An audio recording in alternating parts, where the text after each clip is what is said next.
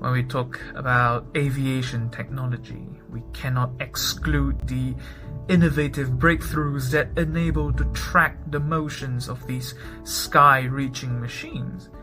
In the modern world, these technologies include radar systems, the Instrument Landing System, or ILS, the improvements of flight path tracking systems, and so on. In the early days of manned flight, simple runways were constructed using just bare fields with markings painted on them. However, during the times of low visibility, such as during storms, fog, or simply nighttime, navigation is difficult, both for the pilot and for the ground crew.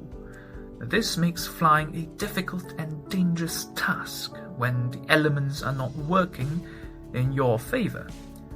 Therefore, there emerged a need to see and guide flying machines. When their numbers only increased, the planes became bigger, flying became more frequent, and businesses in the air become more lucrative.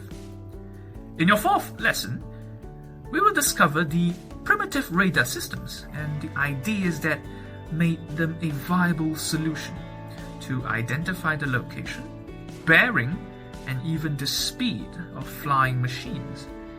We will discuss how to interpret the data from radar receivers and map out their location, as well as techniques that early engineers used to improve their system's accuracy.